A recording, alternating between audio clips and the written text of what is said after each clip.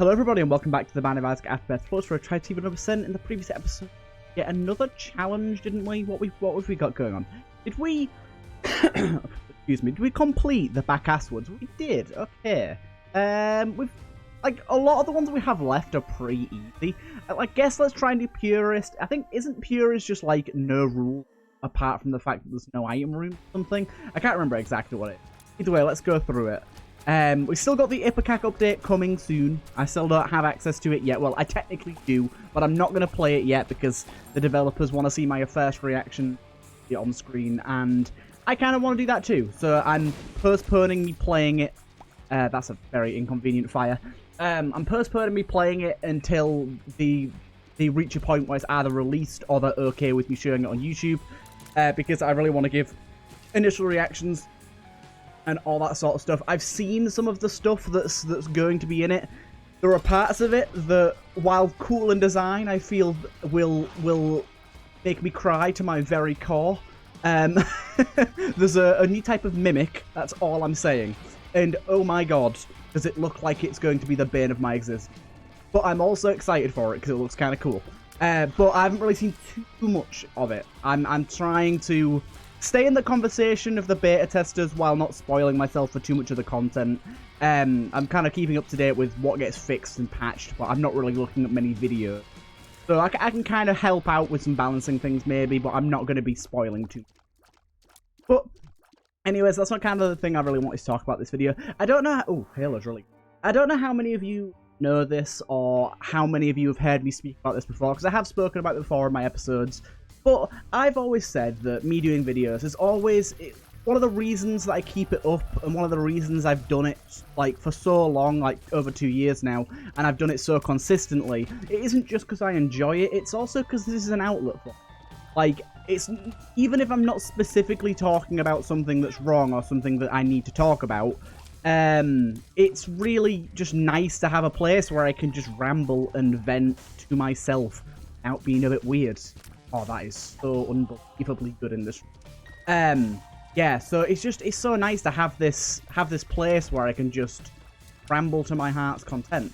And I have some rambling to do. Today, surprisingly enough, has been a very emotional day for me. And like, after I tell you why, or after I start to tell you why, you're gonna think, what the hell? That's a very weird day to be emotional. So all I've done today is a bit of work to start the day. And then I watched some TV, and that was kind of it. That was it really. But in the course of doing that, it's been very emotional. Not because I've had any bad news, not because anything big's happened. It is simply because of one of the episodes of the TV show that I watched. So I don't know how many of you have seen it. It's relatively popular. It's been finished for a while now. But when I was younger, when I was like 14, 15, maybe even at 13, 14, 15, I watched How I Met Your Mother, and I like started watching it when it started on TV, when it was initially airing, and I followed it all the way through, and I really enjoyed it. I thought it was great. I still do. I still like it. And it's one of those shows that I come back to and watch through every now and again. It's like 9 seasons long, so it does take a while to get through it. Like a good month and a half to get through. I normally just watch it while I'm playing games, or during my lunch break, or like my self-appointed lunch break. I don't technically have a lunch break. Like a self-appointed lunch break. And yeah, so I've watched it quite a few times through, and it's got some really sad moments in it. Like, I'm not gonna spoil it because I don't want to spoil it. I know that it's a show that's ended for ages now, but it's kind of like a newer Friends. I have seen Friends. I'm not a huge fan of Friends. I think it's okay, but it's like Friends that came out later. It's got similar sort of aspects to it, and it has some really sad moments in it. And I just finished it again today. I finished the last season off, and one of the episodes, holy shit! Oh, by the way, this is an ooh face. One of the episodes, my god, did it get me so emotional. So at the end of one of the episodes in the final season, there's this wedding. I'm not going to really spoil what happens, but there's this wedding, there's people getting married, and I was like, this is pretty emotional. And the thing is as well, like, that series kind of hits home for me because I watched it when I was sort of a young teenager. So, and obviously now I'm like 23, so it's like pretty much 10 years since I started watching it. crazy to think about. But a lot of it hits home quite hard because it's very nostalgic, and it brings me back to the emotions that I felt when I watched it. And I'm not a sort of person that gets really emotional about films or TV. I very rarely cry to anything like that. I don't think I've ever cried to a film, at least that I remember. But TV shows can get me there sometimes. And How I Met Your Mother's, on its own, definitely isn't one of them. Maybe shouldn't have taken that. Worked out. I'm not. Yeah. And How I Met Your Mother's definitely one of those, just because it's got such strong ties to my sort of early teenage.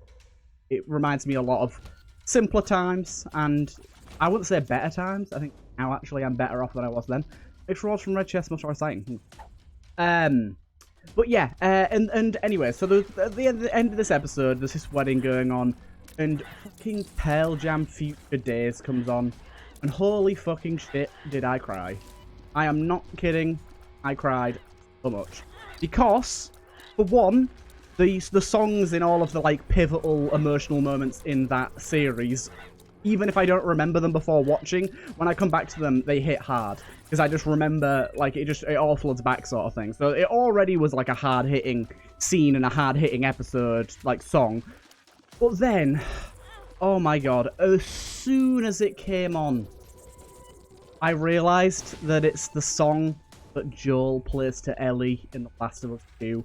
Now, I'm not going to spoil what happens in The Last of Us 2 either, but some pretty emotional shit goes down with Joel, and it's... I don't know how many of you know this, but The Last of Us is one of my favourite games of all time, and The Last of Us 2 definitely holds up. I genuinely think everyone that doesn't like The Last of Us 2 or thought The Last of Us 2 was bad is a genuine moron and should just stop playing games altogether. Because it was an absolute masterpiece in every single way, in my opinion. And I get that it's just people's opinion, but seriously, like, do you know Critical, Penguin Zero? I used to watch him all the time. Then he put out a review of Last of Us saying it was bad, and I stopped watching him. I legit haven't watched a single video for him since he said that. I was like, I no longer respect this man's opinion. Like, I feel that strongly about it. And I guarantee there's some people watching this that also think it was a pile of crap. And I'm not by any means saying I dislike you or to stop watching this video or anything. All I'm saying is, I think it was really, really, really good. And I don't get why people think it was bad. I don't want explanations for why you think it's bad, because it's never going to change my mind. I loved it in every single way. Either way, this is a different rant for a different day. But, yeah, oh my god, it played Pearl Jam Future Days, which is the song that Joel sings to Ellie at the start of the game, and it kind of plays a theme throughout the game, and my fucking god, that is the most emotional thing in gaming that I've ever felt. Like, more emotion than any TV show, than honestly a lot of things in my life. Obviously, I've had more emotion in my real life, but... like, it really hit me. And when it mixed those two things, the two pivotal things, this one scene from How I Met Your Mother and then the whole song from The Last of Us, like, it just hit me so hard. And, like, again, this is something that definitely no one knows. I've never talked about it before. But I've been with my girlfriend for, like, 6 years now. Yeah, six years and a bit. Like, actually, it's getting on for 7. Quite a long time. And one of the really pivotal parts of how we got to know each other, and sort of when we first started going out, how we got to like each other so much, was The Last of Us. Obviously the first one, the second one wasn't even near to out at that time.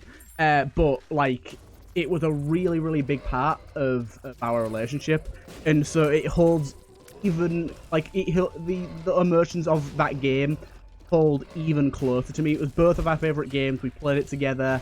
I remember she got me, like, the remastered PS4 edition for my birthdays, and we played through it.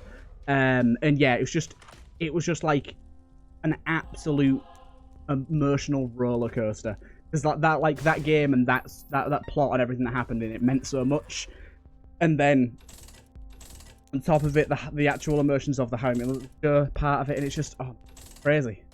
It was like I was not expecting it. I just got hit with a nuclear missile of emotions over a song on a TV show. It's like, I never expected it, but my god, I bawled. I absolutely bawled. I have to say, it did ruin my lunch a little bit.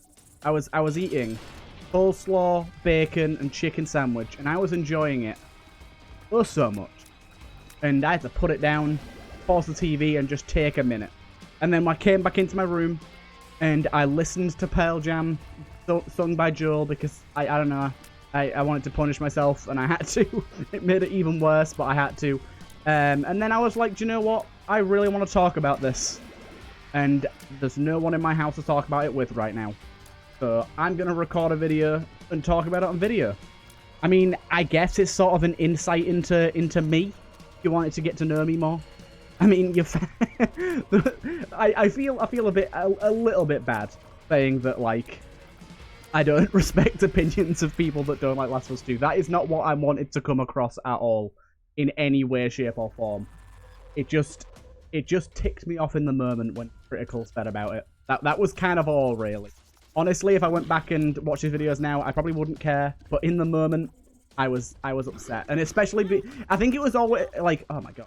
I think it was also because of just how badly it got review bombed by people that hadn't even played it, and like how it got such terrible user scores for mostly illegitimate reasons. There's plenty of people out there that have like genuine criticisms of the game that make sense and are valid, but at the same time, there are many, many, many more people that have a negative view of the game for absolutely.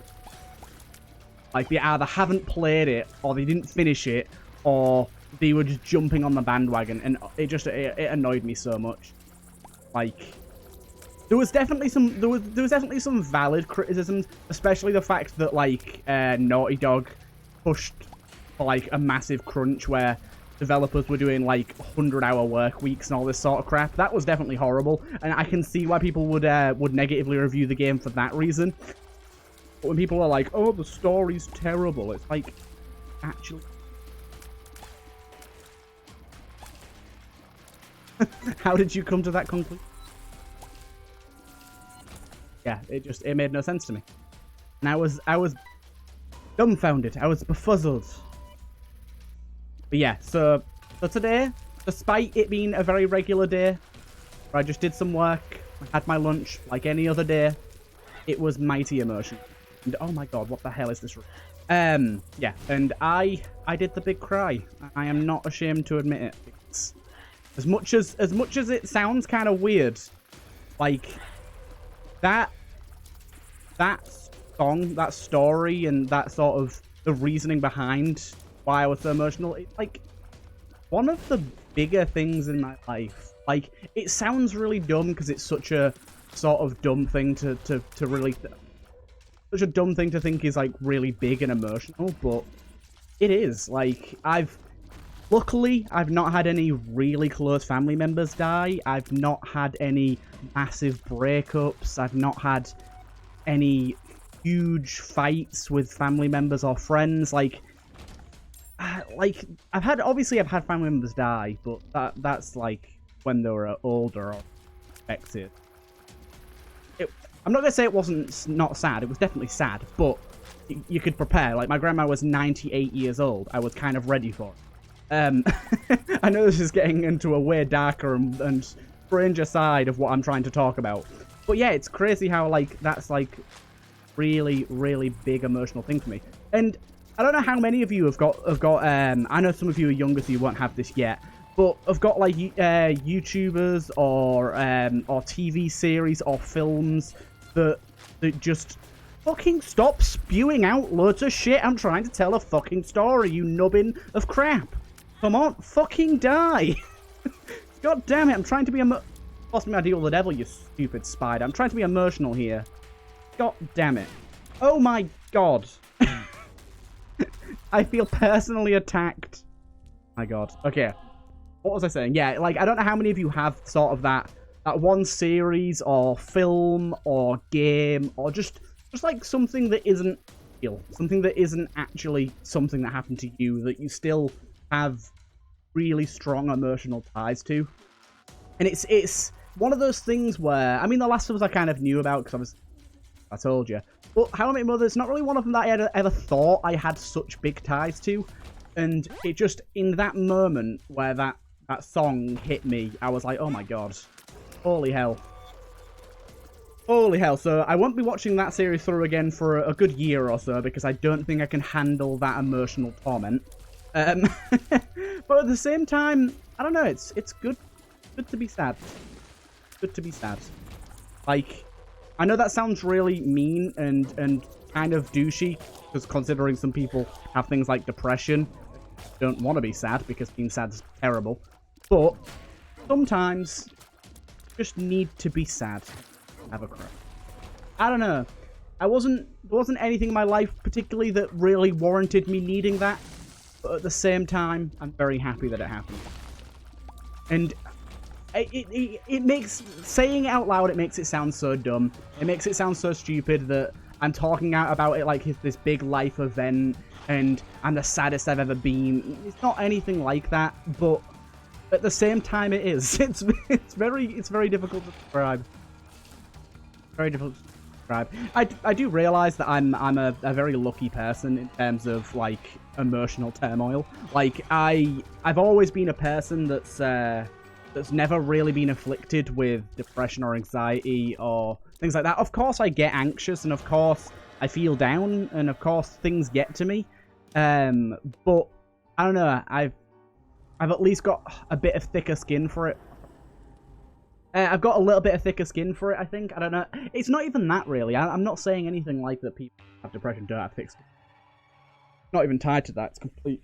And it literally is. And I have plenty of friends that have dealt with it. I mean, heck, I'm not going to say names, but the people that I talk to on a daily basis now that I've made friends with that have to deal with that. And it's difficult to see. And I think the hardest bit about it for me, really, is I can never really truly help, because while I've been in those situations to a small degree, I've never been in the situation to they have. It's difficult to help people like that, but at the same time, I really do want to try and help. It's a difficult situation. It's been a strange episode. A very strange episode. But what got me onto? Let me know if you're willing to, of course. Obviously, don't if you don't want to. If you've got any like TV shows or series or games that have that strong of an emotional tie to, like even without the Last of Us events happening, The Last of Us 1 I already had huge ties to that game as well. Like one of my favorite games of all time. Like I said, Last of Us 2 is as well. And there's so many moments and like songs in that game that I have a lot of ties to. But obviously, songs in the first one don't really come real world. And Pearl Jam Future Days, that was actually the first time watching it today that it's ever come up outside of the context of Last of Us. So that was sort of the first time I'd really felt that feeling. I've really felt like being reminded of what I felt when it happened in the game since then, really. And it was strange to sort of witness that, experience that feeling outside of the circumstance or the situation in which I recognize it. And also the fact that it was kind of, I didn't willingly go in and look for that song. I didn't willingly go in and think about that moment. It was sprung upon me all of a sudden, while mixed in with an already very emotional scene that I already had some emotional ties to. And it's just it's one of those things. It's weird. Like, the human brain is so complicated. So strange. Like, it's weird how we can form such strong emotional ties to things that literally mean nothing to us, technically. Like none of the characters in that show are real. None of the characters in the game are real. Nothing that happened to them is real. But it's weird how our brain can have such a strong association, and like, not even just association, but like it can form your personality. It can form how you deal with situations. It's crazy. Where's my angel deal? I'm happy about the health up there. It's strange. The human brain is a very odd thing. It's weird how, like, even though we know it's not real, and we can separate ourselves from the fact that it is and isn't, but from what is and isn't, it still affects us, even though we know. Even though we know it doesn't make sense for it to affect us. I don't know, it's kind of baffling, really. Kind of baffling. This has been a deep episode. It's been a very deep episode. I don't know, do you know, every now and again, I like having a deep episode. We can, oh my god, we can just get into the nitty-gritty. Expose everyone... Because everyone's... I don't know. I don't want to expose people. I was going to say, like, emotional weaknesses. That's not really what I want, because that makes it sound like I'm trying to exploit them. I'm definitely not doing that. Don't worry. Got quite a lot of money here. We probably want to get... It's just... Whew. I had to record today, because even though I don't technically need to record, in case you guys don't know, since I switched up my schedule and with the job that I have, the way that I do a lot of my YouTube is that series such as Darkest Dungeon and oh my god, series such as Darkest Dungeon and Hyper Light Drifter, I record on the day, but like the Binding of Isaac, Hades, and Enter the Gungeon, they all get recorded all in 2 days. Like, I record all of those over the course of 2 days. I'll probably use bombs for these guys, you know. That did not work. Hey, that did though. We've got a sun card here though, so we should be fine. But yeah, so I backlogged them all, and I didn't need to record Binding of Isaac. I've already got enough Binding of Isaac videos ready and prepared. Go with some soul parts here. I think we just want to go for soul parts, to be honest. That important. Although, I should probably make an effort to grab that if we can. Let's try and get that apple. Good start. 2 more coins to go. There's a good chance I've walked past a good couple of coins that I could have latched onto, but obviously I didn't. Oh.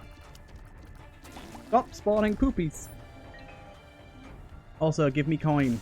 Oh my, what is this room? That's... We got here. Anzu.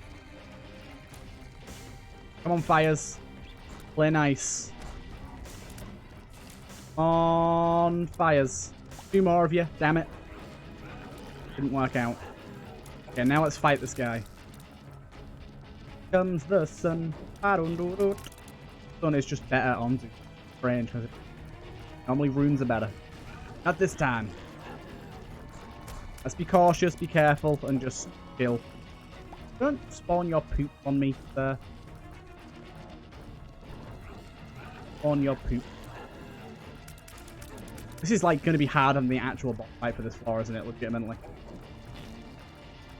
Right, we have to go on a quest, find enough pennies to get that apple core.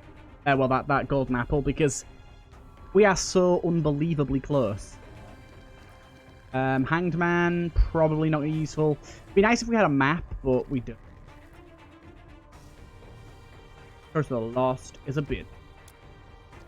Right, just keep going to the rooms we haven't been to yet, and we might get penny drops. No, or we'll find a chest. Chest would also work. Stop spawning over there, dude. There's so much space in this room. God damn it, Eddie. You can chill as well. But yeah, now we've got an objective. Damn. Okay. Oh, that's good. Black chests give better rewards. Red chests give better... Wait a minute. That red chest poofed stuff out after it... Red chests give better rewards. I got like a bunch of bombs there and spiders. Right, okay. We've got what we need. Got what we need. A sun card and the golden apple for a full heal should be more than enough to assure victory. The thing is as well, we get the apple core after using this as a trinket, which also gives you another full heal. So, I don't know. Sounds pretty good. Okay, we got Red Mum. Red Mum's fine. Unfortunately, one thing that we are currently missing quite a lot of is just generally good damage. We're a little ways off of killing things fast, but this is the Purist Challenge. I think in the Purist Challenge, you know what? I genuinely can't remember what the rules of the Purist Challenge are. I genuinely don't. Something has changed. I thought it was like no health upgrades, but it's not. I thought it was no healing, but it's not. I thought it was no damage ups, but it's not. So I don't really know what the challenge is. Is it just no item rooms? I always thought it was harder than this. Or has mods broken it? quite possible that mods broke it. Heck knows. We're only going to Mum's heart as well, so shouldn't be all that hard. It's already been in there. Right. Question is, do we use the sun card to get through the room quicker? Or do we use it for a full heal? I think we use it for a full heal. I think what we do is we use our 10 bombs to bomb our way through many of the rooms. Yeah, hit me on the way out. Oh, an Eternal Heart. That is absolutely spiffing. Oh shit, I kind of forgot what that Viz did then. For just a moment, I completely forgot what that Viz did. Fortunately, that does mean we don't have a Soul Heart protecting this Eternal Heart now. Good chance I'll lose it. Oh, wait, that's 10 all pickups. I almost did that. Ruined our Sun card. Oh, you fucking horse manure boy. How did this episode go from being so deep to me calling a random enemy a horse manure? Do you... Oh my god. Pack it in. God damn it, that was awful. Right, also, we went the complete wrong way, which is just ever so typical of the... I don't know why... Oh, I'll just... Oh, good. I don't know why, but for some reason, I just cannot ever go the right way in the womb. I'm sure literally everyone is exactly the same. And the womb is just a nightmare for every single person that's ever played the game. But, I don't know, it always feels like it's me. Feels like it's a problem with me. Okay, this guy's definitely going to hit me. Oh, the explosion, though. The explosion, though. There you go. I think we've got this one in the bag. I've just got to be cautious, careful. Not too much that can stop this one. Don't need the key. What? Yeah. Most of the enemies here aren't going to be too bad. If it's a boss room, we bomb through it. If it's a slow room, we bomb through it. Got enough bombs to do this. And, oh my god, we just had to get Big Daddy Shitlord, didn't we? The worst boss ever designed in human... No, he's not. He's one of the worst boss. He's not the worst. The only thing that makes this guy the worst is the fact that he just has like 60,000 different attacks and you never know which one it's going to be. Give him one attack. He doesn't need this many heckin' attacks. No, don't give him one attack. But you know what I mean, like, he's got way too many attacks. Also, booyah. That's some good sweet cheese right there. That's the sort of healing that I like to see at the end of a boss fight. Right, I'm a little sad that we didn't get to keep the sun card for this. This floor would be so much easier with the sun card. We only have 3 bombs remaining. So, yeah, bombing into rooms is going to be a rarity. Okay, we will save one of those red hearts. How are you not dead yet? Okay, cool. We're going to save both of those half hearts for half heart interval. Probably should have just destroyed this room rather than bombing through it, right? We've got enough damage. At least we've got enough damage. I think, honestly, the 7 seal thing that we took is genuinely helping us more than I could ever have hoped. It's doing such a good job. Can you stop putting me in the wrong hecking room? Why do I keep going the wrong way? Oh my god, life is pain. As I was explaining earlier. Life is pain. Another half heart interval there. You need to stop before you just drop a deuce on me. Flies, could you, like, path the right way, please? Okay, we got Skinless Monstro. For the most part, Skinless Monstro ain't too bad.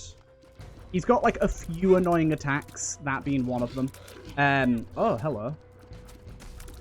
Oh, what the fuck is this? Too many mini monstros. Okay. This guy is taking way too long to kill, but at this point we have to kill him to get back to our HP. And I don't want to have to bomb through the room every single time. Okay, we might die in here. Might genuinely die in here. These heckin' evil shitlords. Go away. Oh, yes. Reward of the century. Right. Grab that. We're back up here. Grab that. Okay, we're good. Okay, we're good. Right, please say I'm on the right path and going the right way here, otherwise I'm going to throw a tantrum. Shit. At the wall. Very upset. I'm already very upset today. Don't make me more upset. Oh, you absolute cheeseburglar. Give me some hearts. Thank you. Right. Take me the right way, please. This room again? I can... Horsey, can you attack, please? Like, one of your main jobs. Oh, you... fucking... bumder. God damn it. That enemy doesn't get its shot slowed down correctly, and it threw me off. It only slows down one of the 3 shots. What's that about? Still have our spacebar. I'm going to use it now, because I'm scared. Stop picking up that trinket, please. Chance to restore all health when taking damage. That's not great, because it might pop at the wrong time. Oh, for fuck's sake. Die, you stupid... Okay. Horsey boy. Horsey boy. Fucking attack the right enemy. Why is this horse so dumb and terrible?